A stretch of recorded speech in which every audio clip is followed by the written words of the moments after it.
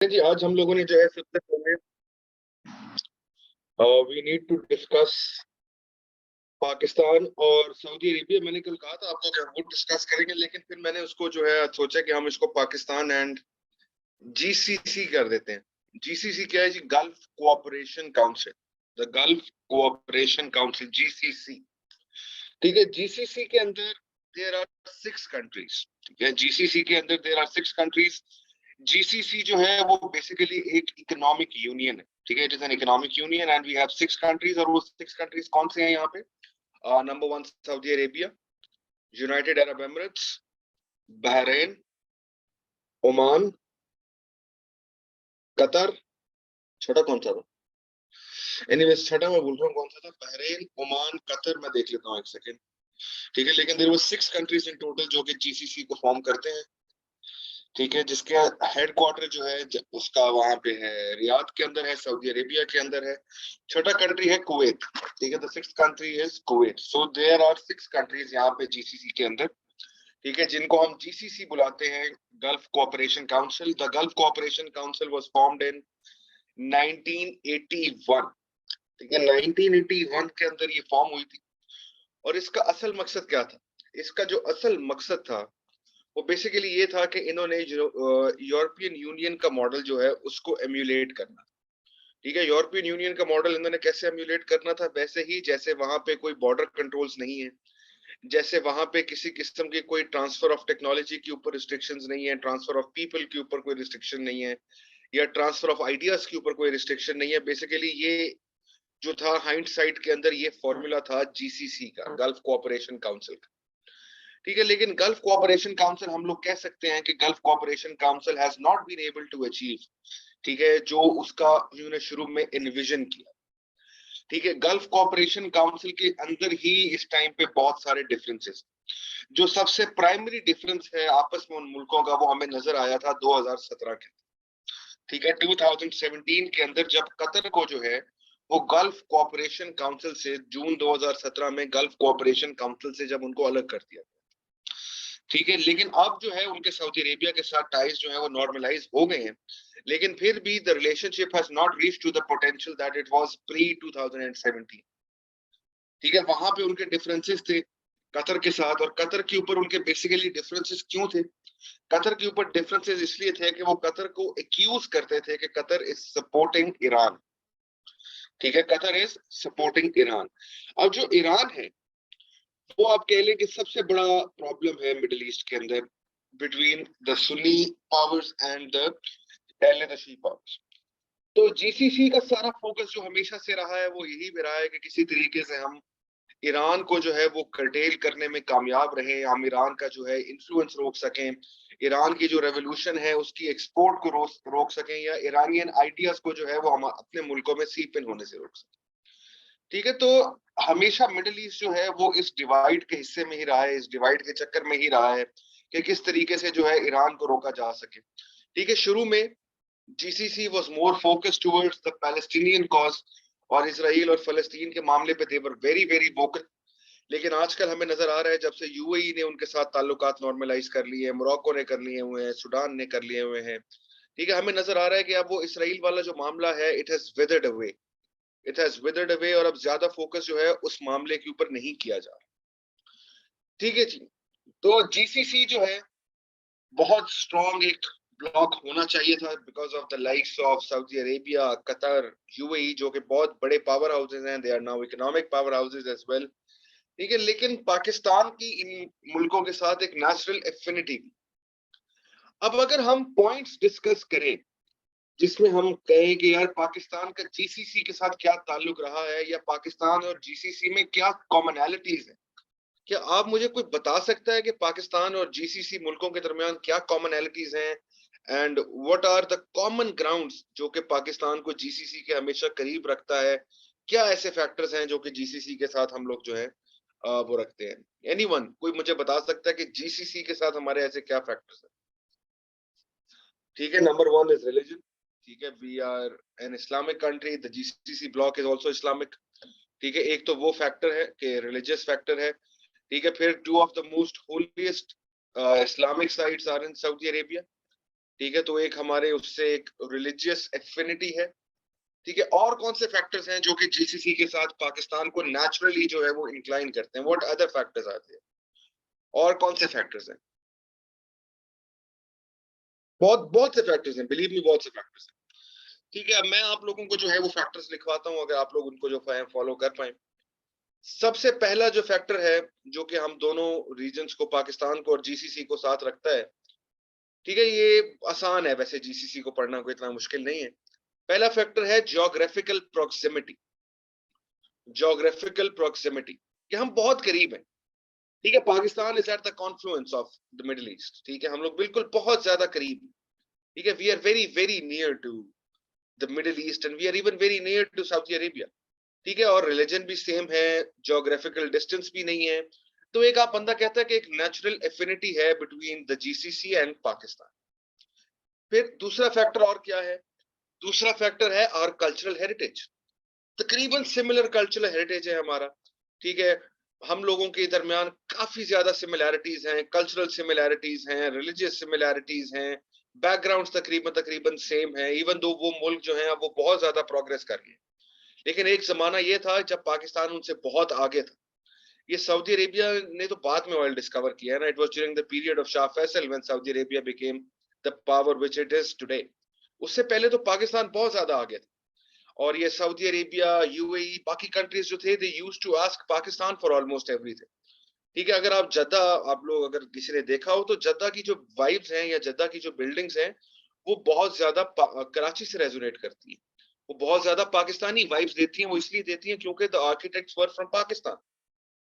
ठीक है, वहां पे जो आर्किटेक्ट्स जिन्होंने सारा कुछ किया है, देवर फ्रॉम पाकिस्तान। ठीक है, और मेजोरिटी ऑफ देयर इंस्टीट्यूशंस, वहां पे हमें नजर आता है कि पाकिस्तानियों ने बहुत ज्यादा अहम किरदार अदा किया। ठीक है जी। फिर इसके अलावा एक और बहुत बड़ा फैक्टर है, एक और बहुत बड़ा जो फैक्टर है वो है एनर्जी नीड्स, ऑयल। हमें सऊदी अरेबिया डिफर्ड पेमेंट पे ऑयल देता है, हमें यूएई डिफर्ड पेमेंट के ऊपर ऑयल देता है, हम कतर से जो है वो एलएनजी लेते हैं। तो हमारी बहुत बहुत ज्यादा रिलायंस है on the GCC country for our energy needs. अभी अभी आप देख लेंगे, जब भी हमारे ऊपर इकोनॉमिक क्रंच होता है, हम सबसे पहली जो चीज करना चाह रहे होते हैं वो ये चाह रहे होते हैं कि किसी तरीके से सऊदी अरेबिया के साथ जो है हमारी जो ऑयल की फैसिलिटी है उसको हम बढ़ा सकें, और उसके ऊपर जो डेफर्ड पेमेंट है, जो बाद में हमने पैसे देने हैं, वो ज्यादा से ज्यादा हो सके, ताकि हमारा जो इंपोर्ट बिल है और हमारे जो फॉरेन रिजर्व्स हैं उनको ज्यादा हिट ना मिले। ठीक है, तो एनर्जी नीड्स के लिए तो हम we are undoubtedly very very much reliant on the GCC. ठीक है जी। इसके अलावा एक और बहुत बड़ा कॉमन फैक्टर है, वो है हमारा diaspora, the Pakistani community that lives in Saudi Arabia, that lives in the United Arab Emirates, that lives in Qatar. ठीक है, it was in the 1970s। पता लगता था कि ऐसा हुआ जब भुट्टो साहब थे कि हर बंदा ही जैसे दुबई जा रहा है, हर बंदा ही जैसे सऊदी अरेबिया जा रहा है, and majority of the people who went to the Middle East were unskilled people. ठीक है, अनस्किल्ड लोग थे वहां पे जाके। और उस टाइम के ऊपर जो है सऊदी अरेबिया वगैरह, देवर अंडर गोइंग थ्रू कंस्ट्रक्शन, और लेबर जो थी उसकी जरूरत थी वहां पे। तो वहां पे हर बंदा जो है जाता रहा जाता रहा जाता। द सैड पार्ट इज कि most of the people that went to the Middle East या that went to the GCC countries were majority of the people who were from the unskilled class, या who did not possess the required skills जो कि आजकल के दौर के अंदर हमें चाहिए। इवन दो वहां से हमें रेमिटेंसेस आना शुरू हो गई, हम लोग खुश हो गए कि यार चलो, हमारी ये जो बुरी इकोनॉमिक कंडीशन है उसको किसी ना किसी तरह से वहां से रेमिटेंसेस सपोर्ट कर लेती हैं। लेकिन हमें इस चीज का अंदाजा नहीं था कि जो इंडिया है, इंडिया ने ये पॉलिसी फॉलो नहीं की कि हर किसी को भेजने लगा। इंडिया ने क्या किया? India only send those people जो कि उसको पता था वर स्किल्ड इनफ। ठीक है, अभी भी आपको नजर जब आता है, अभी भी आप देखते हैं तो टॉप मैनेजरियल पोजीशंस जो है वो वहां पे इंडियंस ने ऑक्यूपाई की हुई हैं, और जो निचली पोजीशंस हैं वो पाकिस्तानीज ने ऑक्यूपाई की। इसी तरह अगर आप वो देखें, होम मेड्स देखते हैं, जब आप, आपको नजर आता है कि majority of the people are from the Bangladeshi origin, या majority of the people are from the Filipino origin. ठीक है, इसी तरह जब आप लेबर में नजर मारते हैं तो majority of the people are from the Pakistani origin. ठीक है, आपको इंडियंस वहां पे नजर नहीं आते। ठीक है, हमारे जो पाकिस्तानी हैं, they are majorly working at lower jobs and long hours. और इसी वजह से आप देखें कि कतर के अंदर बहुत ज्यादा जो है वो राइट्स के ऊपर डिस्कशन हो रही है वर्ल्ड कप के दौरान। ठीक है, और हमेशा कहा जाता है कि जो कतर है वो बिल्कुल अच्छा ट्रीट नहीं करता लेबर को, पाकिस्तानी लेबर को, even they do not treat that well.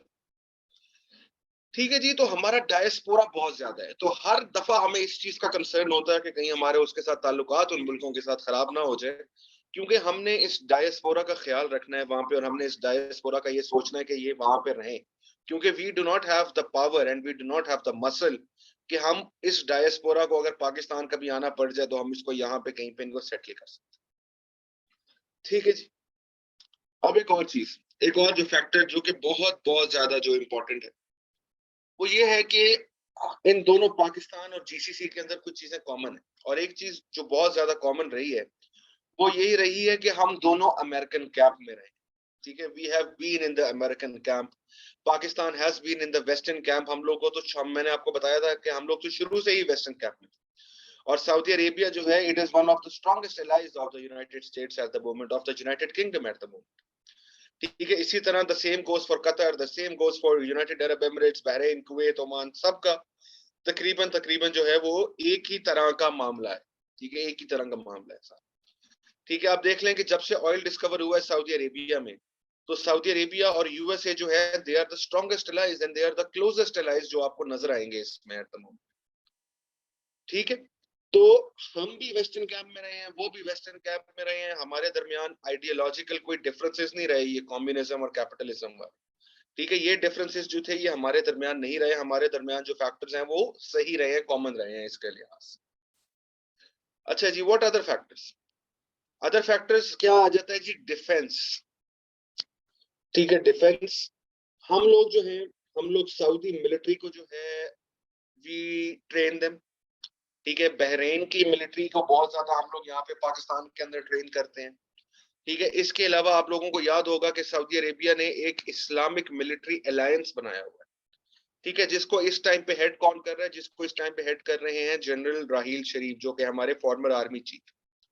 तो ये है कि हम लोग डिफेंस के मामलात में भी उनके साथ करीब हैं, हम ट्रेनिंग प्रोवाइड करते हैं उन लोगों को। लेकिन एक चीज का आपने यहाँ पे अंदाजा रखना है कि हमारा उनके साथ कोई डिफेंस पैक्ट नहीं है, हमारा उनके साथ कोई डिफेंस का एग्रीमेंट नहीं है। ठीक है, हमारा डिफेंस का एग्रीमेंट सिर्फ और सिर्फ इस टाइम पे सऊदी अरेबिया के साथ है, लेकिन उसके अंदर भी एक प्रोवाइजो है कि हमने सिर्फ और सिर्फ तब ही एक्ट करना है जब हरमैन शरीफैन पे कोई थ्रेट होता है या हरमैन शरीफैन पे कोई अटैक होता है, तब तो हमारी एक ड्यूटी ऑब्लिगेशन बन जाएगी to protect Saudi Arabia and to protect the holiest sites of Islam. ठीक है, इसके अलावा as such we do not have a pact with any of the GCC countries. लेकिन ये है कि हम लोग डिफेंस एक्टिविटीज के अंदर, ट्रेनिंग एक्टिविटीज के अंदर हम लोग जीसीसी मुल्कों के साथ एंगेज्ड जरूर है, और हम उनको यहाँ पे ट्रेनिंग प्रोवाइड करते हैं, और हमारा उनके साथ इस तरह ताल्लुक जो है वो काफी ज्यादा है। ठीक है जी। अच्छा, कोई मुझे ये बता सकता है कि पाकिस्तान ने गवादर किस मुल्क से लिया था? एनीवन? हमने गवादर कौन से मुल्क से लिया था? ठीक है, हमने ओमान से लिया था, और किस दौर में लिया था पाकिस्तान ने? When was it? ठीक है, हमने कब लिया था ये? It was in the 1950s। ठीक है जी, 1950s में था, 1990s में नहीं था ये। ठीक है, फिरोज खान नून साहब जो थे वो 1956 में मेरा ख्याल है प्राइम मिनिस्टर थे, और ये तब जो है हमने ओमान उनसे लिया था। बिलीव मी, ओमान लेना जो था it was one of the greatest master strokes जो कि हमारे फिरोज खान नून साहब ने या हमारे फोर फादर्स ने जैसे एनविजन किया था। ठीक है, और वो हमने ओमान से लिया था, और यकीन करें ओमान अभी भी रिग्रेट करता है गवादर पाकिस्तान को देना। अगर ये ओमान के पास इस टाइम पे होता गवादर, तो आप इमेजिन कर सकते हैं जिस तरह की डेवलपमेंट ओमान ने वहां पे करवा देनी थी, और ओमान उसको इस टाइम पे कहाँ ले ले ले गया होता।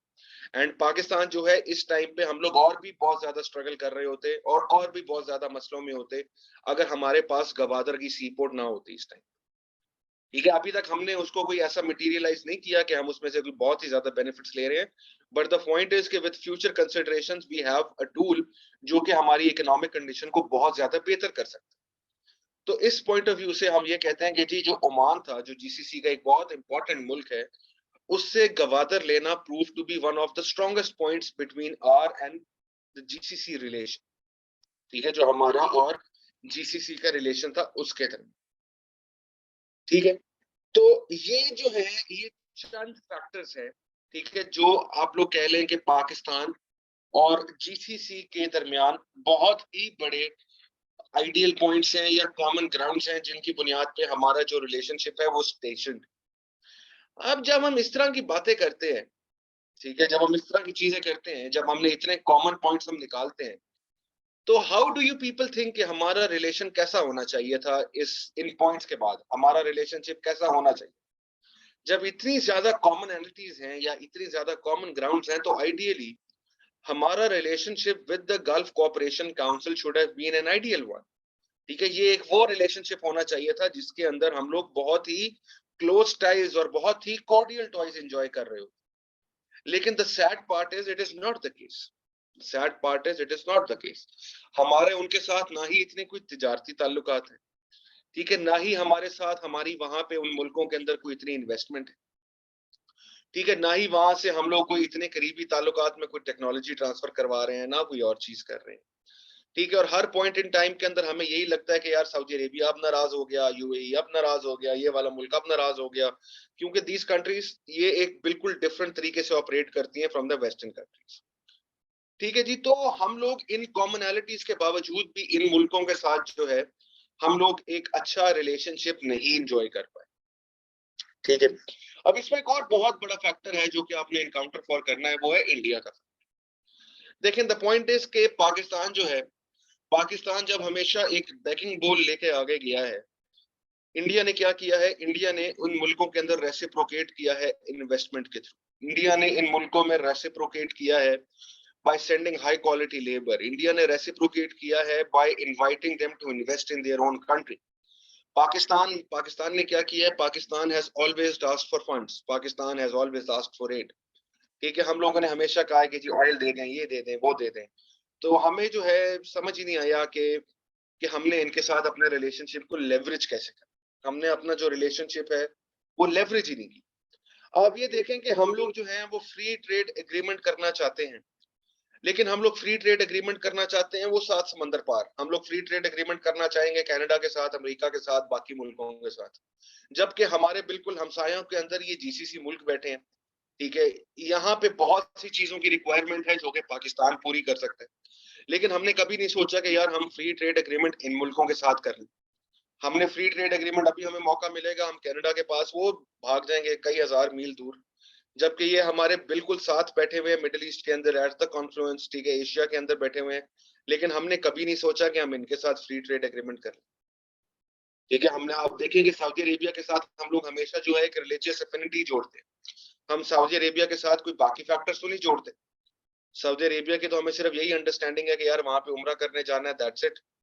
ठीक है, या सऊदी अरेबिया से हमने एड मांगनी है, दैट इज इट। ठीक है, अब इंडिया क्या है? India is one of the biggest property investors in the United Arab Emirates. ठीक है, India has one of the largest diasporas in the United Arab Emirates. India has one of very very decent diaspora in the Kingdom of Saudi Arabia. ठीक है, तो India की बहुत ज्यादा presence है, India की बहुत ज्यादा प्रेजेंस। ठीक है, तो इस वजह से क्या होता है कि they invest in UAE, in Saudi Arabia, and they do not ask for the facilities that Pakistan asks for. तो इस वजह से क्या हुआ कि वो जो रोल टेक्निकली पाकिस्तान को, because of the religious and the cultural affinity, जो कि पाकिस्तान को अडॉप्ट करना चाहिए था, वो इंडिया ने अडॉप्ट किया, and India has adopted it very well. ठीक है, अगर आप देखें बहुत ही अच्छे तरीके से उन्होंने उनको अडॉप्ट किया हुआ है, and they are trading in large numbers, they are trading in large volumes. Pakistan का मसला ये है कि because of a deindustrialization and because of not being able to to ensure कि हमारी एक्सपोर्ट्स यहाँ पे जा रही हैं, हम लोग उनके साथ ताल्लुकात नहीं बना सकते। अब दो ऐसे इंस्टेंसेस हैं जहां पे हमारे यूएई के साथ एक दफा ताल्लुकात बहुत खराब हुए, और एक दफा जो है हमारे सऊदी अरेबिया के साथ ताल्लुकात बहुत खराब हुए। मैं आपको रिसेंटली बता रहा हूँ दोनों चीजें। 2015 के अंदर सऊदी अरेबिया ने, क्योंकि यमन की वॉर चल रही थी, I have discussed that war with you. ठीक है, यमन की वॉर के अंदर Saudi Arabia asked for the Pakistani army to participate in the Yemeni war. उस टाइम के ऊपर जो हमारे प्राइम मिनिस्टर थे, उन्होंने कहा कि जी I cannot give a consent to this unless and until this matter is taken up by the Parliament of Pakistan, and as the Parliament of Pakistan will decide, ठीक है, exactly वैसा ही हो। The matter was taken up in the parliament of Pakistan, और पाकिस्तान की parliament ने decide किया कि हमने इस जंग का हिस्सा नहीं बनना, हमने अपनी आर्मी जो है वो इस जंग में नहीं पार्टिसिपेट करने दी। ये जो पॉइंट था, ये सऊदी अरेबिया के साथ did not go down well, it did not go down well. और इस पॉइंट के बाद अभी तक हमें इस पॉइंट के जो है वो सर्दी नजर आती है रिलेशंस के। ठीक है, सऊदी अरेबिया ने हमें वैसे जो है वो एक्सेप्ट नहीं किया उसके बाद, और सऊदी अरेबिया ने जो है हमारे साथ एक सर्द ताल्लुकात जो थे वो तब से रखे, और हमें तब से ही नजर आ रहा है कि सऊदी अरेबिया जो है वो वैसी जेनरोसिटी हमारी तरफ नहीं दिखा रहा जैसे उसको दिखानी चाहिए।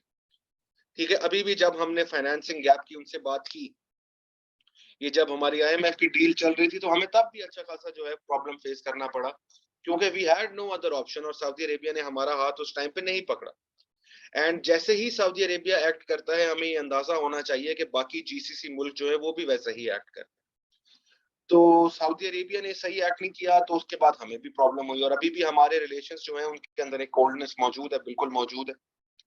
ठीक है, अगर वो $1 बिलियन सऊदी अरेबिया कभी पाकिस्तान में इन्वेस्ट करने का अनाउंस करता है, तो फौरन वो $20 अरब जो है वो इंडिया में अनाउंस करने का करता है, क्योंकि उन्होंने अपने रिलेशनशिप को उसी तरीके से मिक्स एंड मैच करना होता है।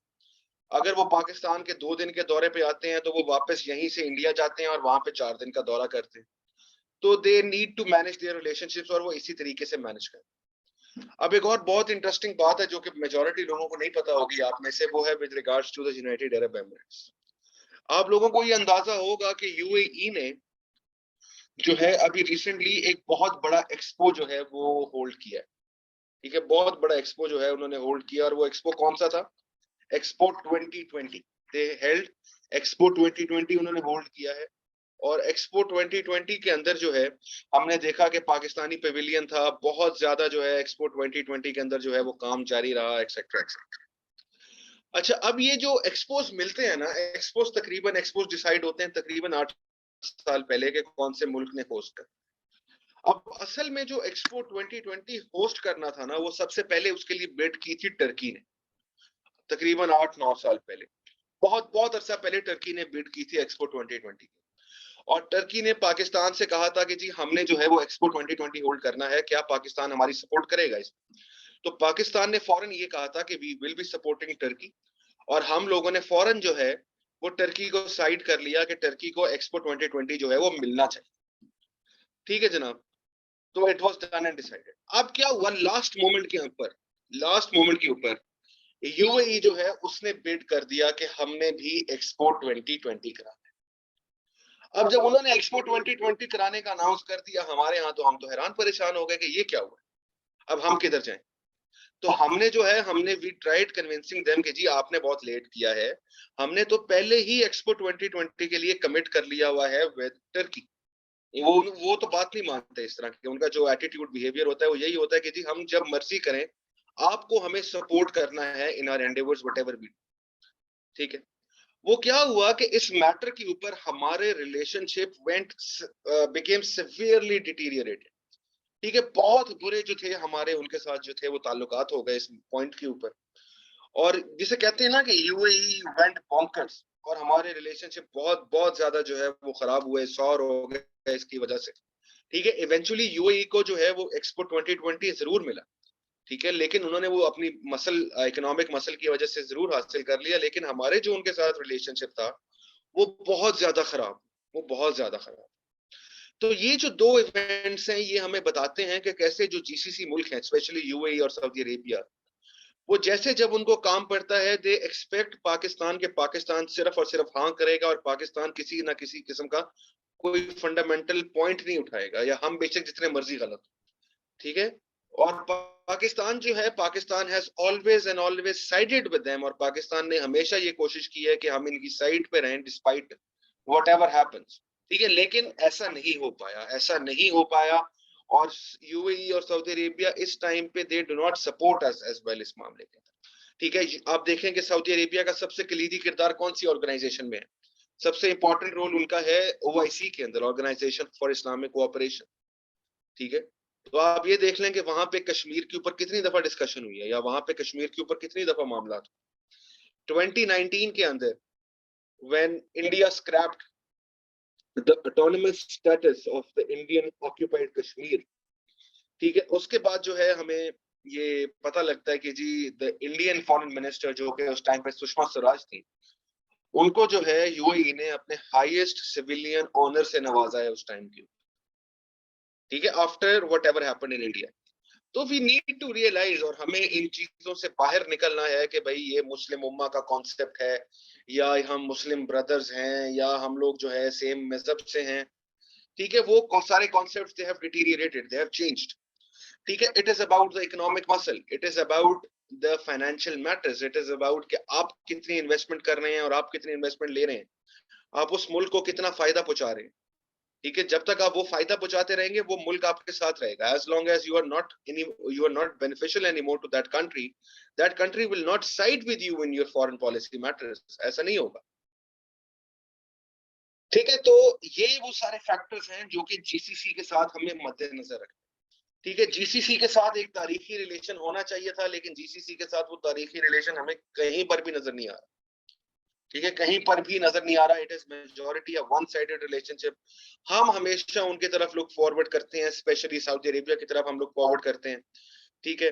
सऊदी अरेबिया जो है वो एक लीडर है मुसलमान मुल्कों का, सऊदी अरेबिया जो है वो बहुत ज्यादा इंपॉर्टेंट है, और सऊदी अरेबिया जो है वो हमारे लिए भी बहुत ज्यादा इंपॉर्टेंट है, बहुत ज्यादा एस्पेक्ट्स के अंदर, ठीक है। अभी आप देखेंगे बीच में कोशिश हुई थी कुआलालंपुर समिट की, जब मलेशिया ने और टर्की ने कोशिश की थी ओआईसी का पैरेलल बनाने के लिए, और जब हमारे former prime minister Imran Khan साहब उन्होंने कमिट कर लिया था कि he will be attending the summit in Kuala Lumpur, तो सऊदी अरेबिया जो था वो it got enraged, Saudi Arabia को शदीद गुस्सा आया और सऊदी अरेबिया ने कहा कि आप कुआलालंपुर नहीं जा सकते। तो फिर हमने फौरन जो है वो कुआलालंपुर समिट के लिए मना किया कि जी हम sorry, we are sorry, we can not attend. So this is the response and this is the pressure that is exerted by these countries, and they expect Pakistan के पाकिस्तान जो है वो इन सारे मामलात के ऊपर नजर रखे, ठीक है। तो ये थी हमारी एक ब्रीफ सी discussion on Pakistan and the Gulf Cooperation Council, ठीक है। तो आई होप कि आप लोगों को जितने मैंने, जी रोल ऑफ ओआईसी क्या है, role of OIC is just a mouthpiece, ठीक है। रोल ऑफ ओआईसी के अंदर it has just been a mouthpiece, और रोल ऑफ ओआईसी जो है even though it was supposed to be one of those organizations, बनी इसलिए थी कि इसने मस्जिद अल अक्सा को लिबरेट करवाना था। 1960s के अंदर बनी थी ओआईसी, जब एक आर्सन अटैक हुआ था जेरूसलम के अंदर, ठीक है, और कहा गया था कि जी हम लोग जो है they will play a pivotal role फलस्तीन के लिए और बाकी मैटर्स के अंदर। लेकिन अब जब अब्राहम अकॉर्ड्स हो गए और यूएई ने इसराइल के साथ अपने ताल्लुकात जो है उनको नॉर्मलाइज कर लिया, ओमान जो है वो तकरीबन अपने ताल्लुकात को नॉर्मलाइज कर चुका है, तो role of OIC as of now is just of a mouthpiece, ठीक है। अभी तक माउथ पीस ही है, ठीक है। बहुत सारे मुल्क हैं यहाँ पे जो प्रेजेंट हैं ओआईसी के अंदर। पाकिस्तान भी ओआईसी को लुक फॉरवर्ड करता है, पाकिस्तान का इस्लामाबाद के अंदर ओआईसी का इदारा भी है यहाँ पे कॉमस्टेक के नाम से जो कि बना हुआ है। तो Pakistan always looks forward to OIC. अभी आप देखें मार्च के अंदर हमने जो है ओआईसी की काउंसिल ऑफ फॉरेन मिनिस्टर्स की मीटिंग भी हमने इस्लामाबाद के अंदर होस्ट की थी आफ्टर मेनी मेनी इयर्स। लेकिन ओआईसी को जो अफगानिस्तान के ऊपर मामलात के ऊपर रोल प्ले करना चाहिए था, या उनको जो कश्मीर के ऊपर रोल प्ले करना चाहिए था, या फलस्तीन के ऊपर जो रोल प्ले करना चाहिए था, वो हमें ओआईसी का जो है वो नजर नहीं आता, ठीक है। At the end of the day बात वही आ जाती है कि इकोनॉमिक रिलेशंस, जितने स्ट्रॉन्ग इकोनॉमिक रिलेशंस होते हैं फिर उतने ही स्ट्रॉन्ग आपके सोशल रिलेशंस होते हैं।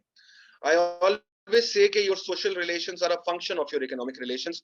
ये बेशक आप फॉर्मूला पर्सनल लाइफ के अंदर अडॉप्ट कर लें, या बेशक आप ये इंटरनेशनल रिलेशंस के अंदर अडॉप्ट कर लें, it will always stand true, it will always and always stand true. इसके अलावा और तो कोई बात नहीं। तो ओआईसी जो है, लेट्स होप कि ये बहुत ज्यादा इफेक्टिव एक ऑर्गेनाइजेशन बने, ठीक है। It should be the collective voice of the Muslims, और ये मुसलमानों के मैटर्स के ऊपर एक कलेक्टिव वॉइस होनी चाहिए। लेकिन ये क्या हो रहा है, ठीक है, ये it is withering away, it is deteriorating, ठीक है। ये जो ओआईसी के जो मैटर्स हैं दे आर डिटीरियरेटिंग। अच्छा, मैंने वैसे तो यार बांग्लादेश भी 5 मिनट में कवर करना था, अगर आप कहें बांग्लादेश, क्योंकि आता नहीं है पेपर के अंदर, ठीक है। मैं सिर्फ बांग्लादेश आप लोगों को as students and as aspirants बताना चाह रहा था, वरना बांग्लादेश जो है वो आपके कोई सिलेबस का इतना बड़ा कोई पार्ट नहीं है, ठीक है। बांग्लादेश जो है वो कोई सिलेबस का इतना बड़ा पार्ट नहीं है।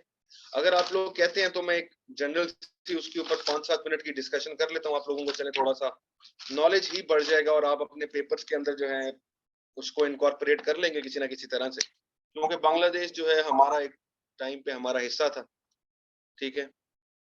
अच्छा, ये सबसे पहली चीज ये है कि हमें जो चीज अंडरस्टैंड करनी है वो ये है कि जो बांग्लादेश के साथ हमारे ताल्लुकात हैं वो बहुत डिफिकल्ट हैं और हमारे लिए बहुत एसेंशियल है टू अंडरस्टैंड, क्योंकि ये एक जमाने में हमारा हिस्सा थे, हमारा विंग था। अब जो बंगालीज है ना, हमें इस चीज को रियलाइज करना है कि वो हमसे थोड़े से मुख्तलिफ लोग हैं, ठीक है। वो कहते हैं, वो बंगालीज जो हैं दे आर फियर्सली मुस्लिम, ठीक है। वो हम लोगों से बहुत ज्यादा फियर्स तौर पे मुसलमान है, मतलब फियर्सली मुस्लिम है। फिर एक और चीज ये है कि वो कल्चरली बहुत ज्यादा रिफाइंड है, ठीक है। वो दे आर कल्चरली बहुत ज्यादा रिफाइंड, उनके अंदर यूनिटी बहुत ज्यादा रही है। और वो यूनिटी जो है वो आप उसको अगर पहले जाए ना हिस्ट्री में, ठीक है, जब ये सारी मूवमेंट चल रही थी, ये जब सारे मामला चल रहे थे, तो उनके ऊपर उन्होंने जंगें इकट्ठी लड़ी, उन्होंने बहुत सी चीजें इकट्ठी देखी, तो वो बहुत ही ज्यादा रिफाइंड लोग हैं, वो बहुत ही ज्यादा यूनाइटेड लोग हैं। और एक और चीज उनके अंदर बहुत अच्छी है, वो मजहब के दरमियान और बाकी जिंदगी के दरमियान बैलेंस बहुत अच्छे तरीके से रखते हैं, बहुत अच्छे तरीके से रखते हैं। उनको पता है कि मजहबी कब होना है, उनको पता है कि हमारा मजहबी कब होने में फायदा नहीं, ठीक है, ये चीज। और जब वो पाकिस्तान का हिस्सा बनते हैं, ठीक है, कैपिटल जो था हमारा उस टाइम पे वो वेस्ट पाकिस्तान के अंदर था, पंजाब जो था वो डोमिनेंट हिस्सा था। मैं मतलब वो सारे फैक्टर्स में नहीं जा रहा कि हमने क्या किया है, मैं सिर्फ और सिर्फ आप लोगों को इरिटेंट्स बताऊंगा हमारे रिलेशनशिप के अंदर। वो लोग जो थे वो गरीब थे, ना प्रेसिडेंसी मिली उनको, ना उनको कोई प्रीमियरशिप मिली। फिर इसके अलावा उनकी शुरू से ही उनके अंदर एक फीलिंग थी कि जी हमें मिस ट्रीट किया जा रहा है, ठीक है। एक चीज जो उन्होंने बहुत अच्छी की उस टाइम के ऊपर, जो मैंने अभी आपको बताया ना, वो बैलेंस रखने में बड़े कामयाब है। इसी वजह से उनकी आबादी आप देखें कितनी कम है, ठीक है। 1971 के अंदर जब वो अलहदा होते हैं उनकी आबादी हमसे ज्यादा थी। इस टाइम के अंदर उनकी आबादी जो है वो तकरीबन 16 करोड़ लोगों। तो यही एक तो उनकी कामयाबी यहां से आती है, ठीक है। और हमारे पाकिस्तान के अंदर there is no such concept as of what do we say policy planning. और एक और फैक्टर जो बांग्लादेश ने बहुत डिफरेंट किया है वो किया है participation of women in their economy, ठीक है। जब पॉइंट ये है कि पॉपुलेशन कंट्रोल पे जब आप जाते हैं तो ऑटोमेटिकली खवातीन जो हैं वो फिर इकोनॉमी का हिस्सा बन जाती हैं और खवातीन काम करने लग जाती हैं। तो एक साइड पे तो आप अपनी इकोनॉमिक ग्रोथ को सस्टेन कर रहे होते हैं और साथ साथ आप अपनी पॉपुलेशन को कम कर रहे होते हैं, तो दोनों साइड से आपका बेनिफिट होता है। अच्छा, अब सबसे बड़ा कोई मुझे बता सकता है कि सबसे बड़ा इस टाइम पे 2022 के अंदर what is the biggest irritant between Pakistan and Bangladesh? Pakistan और बांग्लादेश के रिलेशनशिप के अंदर सबसे बड़ा इरिटेंट क्या है? ठीक है, एक ही फैक्टर है जो कि हमारा बहुत बड़ा इरिटेंट है दोनों के रिलेशनशिप में। Any idea? Any idea? यार इंडिया को छोड़े, मैं इरिटेंट को बात कर रहा हूँ। इंडिया तो इंडिया ने क्या ही कर लेना है, बांग्लादेश एक सॉवरन कंट्री तो है ना। वो है 1971 की जंग। 1971 की जंग पे बांग्लादेश हमसे एक चीज कहता है, बांग्लादेश हमसे एक चीज कहता है कि आप उस जंग के लिए माफी मांगो। बांग्लादेश हमें कहता है कि apologise for the war crimes of the 1971 war, ठीक है। क्या पाकिस्तान ने आज तक अपोलोजाइज किया है? Has Pakistan ever apologised on this matter? या आपसे दूसरा सवाल यह है कि क्या पाकिस्तान को अपोलोजाइज करना चाहिए? What do you people think? कि पाकिस्तान ने, सबसे पहला सवाल मेरा यह है कि क्या पाकिस्तान ने कभी उस जंग के ऊपर अपोलोजाइज किया है? या दूसरा फैक्टर यह है कि क्या पाकिस्तान को माफी मांगनी चाहिए या नहीं मांगनी चाहिए? फिर इसके बाद डिस्कशन को आगे बढ़ाते हैं। अच्छा जी, द पॉइंट इज कि हमने कभी माफी नहीं मांगी, ठीक है, और ना ही हमें कभी माफी मांगनी चाहिए, ठीक है। अगर हम माफी मांगते हैं तो उससे क्या होगा? सबसे पहली चीज ये है कि उससे इंटरनेशनल लॉ ट्रिगर हो जाएगा। अगर आप माफी मांगते हैं इसका ये मतलब है कि आप एक्सेप्ट कर रहे हैं कि आपने 1971 के अंदर जेनोसाइड किया था। आप मानते हैं कि आपने वहां पे वॉर क्राइम्स किए थे, आप मानते हैं कि आपकी आर्मी ने वहां पे खवातीन के साथ रेप किया था। अपोलोजाइज करने का ये मतलब होगा, अपोलोजाइज करने का ये मकसद होगा कि आप ये सारी चीजें एक्सेप्ट करते हैं। फिर इसके अलावा एक और चीज है कि बांग्लादेश ने हमें कहा हुआ है कि पता नहीं हमने 30 लाख बंदा मारा था या कितना कहा था, वो उन्होंने अपना ही नंबर बनाया। तो ये अगर हम माफी मांगते हैं तो इसका ये मतलब है कि हम वो नंबर भी एक्सेप्ट कर रहे हैं, ठीक है। और मजेदारी की बात यह है कि जैसे ही आप माफी मांगेंगे ना, बांग्लादेश जो है वो इंटरनेशनल कोर्ट ऑफ जस्टिस में चला जाएगा कि जी ये देखें, हम इस मुल्क का हिस्सा थे, इन्होंने एडमिट कर लिया है कि इन्होंने हमारे साथ जंग में जो है वो जेनोसाइड किया था, वॉर क्राइम्स किए थे, लिहाजा आप पाकिस्तान को जो है वो इंटरनेशनल कोर्ट में ट्राई किया जाए। तो हर चीज का एक रीजन होता है। हमने इस वजह से आज तक जो है वो माफी नहीं मांगी।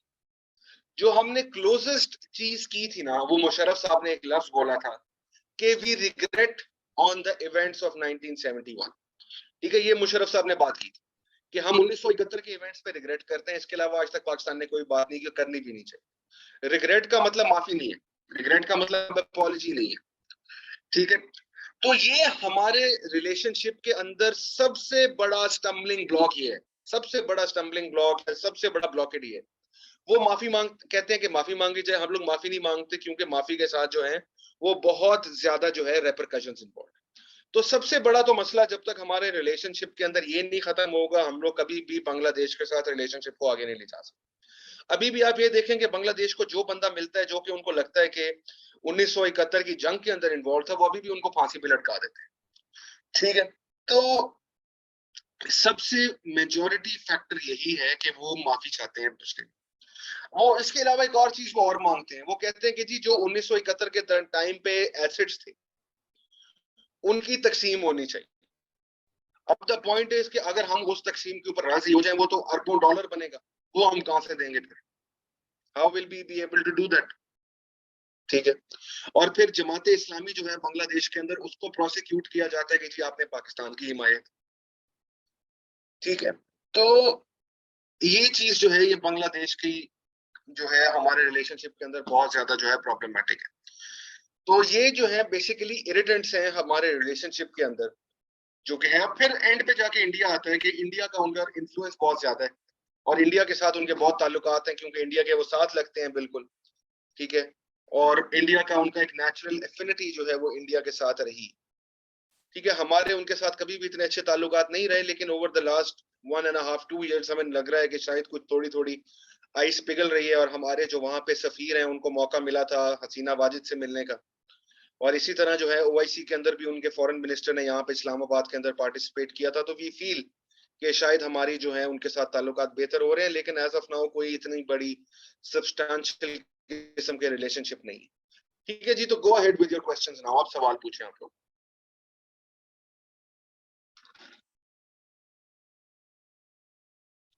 पूछें पूछें पूछें जल्दी से।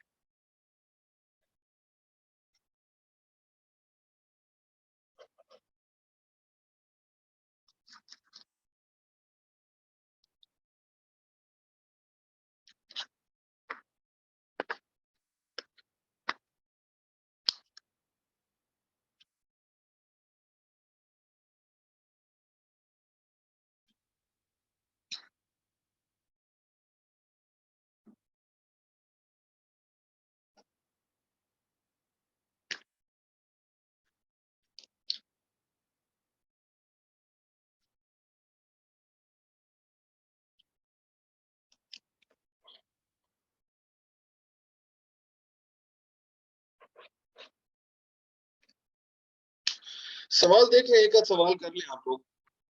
कल हमारी आखिरी क्लास है जी ऑफ दिस कोर्स। ठीक है, हम लोगों ने, अच्छा इस सवाल आ गया होगा।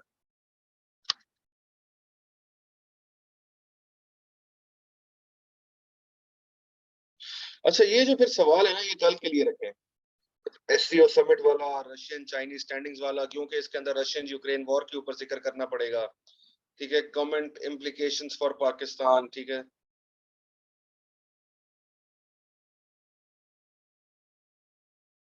यार ऑर्गेनाइजेशंस के अंदर जो सबसे इंपॉर्टेंट ऑर्गेनाइजेशन है वो एससीओ है। ठीक है, इसके अलावा और हमारे पर्सपेक्टिव से इस टाइम के ऊपर कोई और एज सच कोई इंपॉर्टेंट ऑर्गेनाइजेशन नहीं है। ठीक है, कल के लिए जो है मैंने एससीओ रखी हुई है कि हम एससीओ के ऊपर डिस्कशन करेंगे थोड़ी सी। ठीक है, एससीओ इंपॉर्टेंट है आपके लिए, और इस टाइम के ऊपर there is no such organisation that is important. ठीक है, एससीओ के अलावा there is no such organisation that is important आप हमारे पॉइंट ऑफ व्यू से इस टाइम के लिए। तो एससीओ के ऊपर हम जरूर कल डिस्कशन करेंगे, एससीओ के ऊपर हम बात भी करेंगे, क्योंकि एससीओ जो है वो सबसे ज्यादा इंपॉर्टेंट है। ठीक है, एससीओ सबसे ज्यादा इंपॉर्टेंट है। जी, कल डिस्कशन कर लेंगे हम उसके ऊपर जो है। कितना कंसर्न है? ऑर्गेनाइजेशंस पता भी हैं कौन कौन सी हैं? ठीक है, मतलब कौन सी ऑर्गेनाइजेशंस आप पढ़ना चाहते हैं, बताएंगे मुझे कौन कौन सी?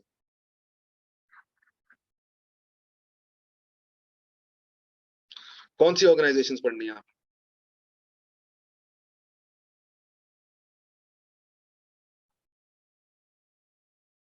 सिलेबस में कौन कौन सी हैं बताएं मुझे, देखा होगा स्टूडेंट्स ने सिलेबस।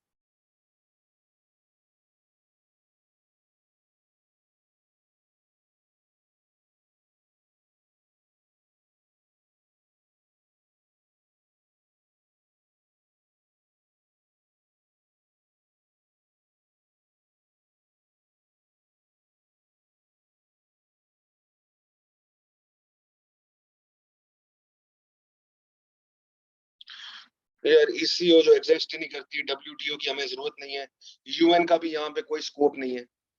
ठीक है, आपके लिए सार्क जो है वो टोटली रिडंडेंट हो चुकी है। बात वही है कि जब आप सिलेबस फॉलो करेंगे फिर सिलेबस के अंदर तो और भी बहुत सी चीजें हैं जो कि डिस्कस नहीं होंगी। ठीक है, अब मैं सार्क का आपको बता देता हूँ कि SAARC was founded in 1984, redundant है इस टाइम के ऊपर। पिछले 20 साल से कुछ नहीं हुआ, खत्म हो गई सार्क। ठीक है, ECO does not exist anymore. ठीक है, ECO does not exist anymore, तो वही बात है, the only relevant organisation at the moment with regards to Pakistan is SCO. ठीक है, एससीओ जो है वो हमारे लिए सबसे इंपॉर्टेंट और सबसे रेलेवेंट ऑर्गेनाइजेशन। ठीक है, सबसे इंपॉर्टेंट वही ऑर्गेनाइजेशन है। द पॉइंट इज कि यूएन जो है, यूएन के अंदर आप लोगों ने क्या पढ़ना है? यूएन के अंदर तो कोई 8 से 10 लेक्चर्स लगेंगे यूएन के अंदर कम से कम, क्योंकि यूएन के अंदर फिर मैं आपको उसका चार्टर भी पढ़ाऊंगा, यूएन के अंदर मैं आपको फिर उसी तरीके से पढ़ाऊंगा कि यूएन को जैसे पढ़ना चाहिए। ठीक है, हमारे लिए जो सबसे रेलिवेंट ऑर्गेनाइजेशन है that is only and only SCO. ठीक है, और हम वही पढ़ेंगे, और हम कल हमारा जो है एससीओ के ऊपर लेक्चर होगा, और यूएन के ऊपर मैं आपको बता दूंगा कि हमने यूएन के ऊपर जो है वो क्या करना है, दैट इज इट।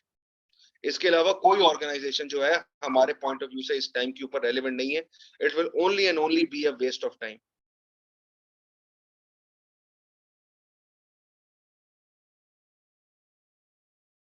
जी, और कोई कंसर्न है तो बताएं। बताएं जी, डोमेस्टिक अफेयर्स में क्या पूछ रहे हैं?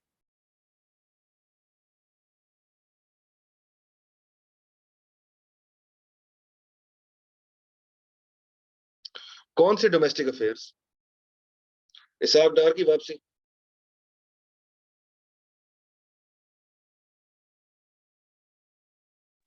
सर ये बच्चे कह रहे हैं कि आपको ना ग्रुप में लिस्ट भेज देते हैं, तो फिर जो ना ये उसके ऊपर देख लें आप।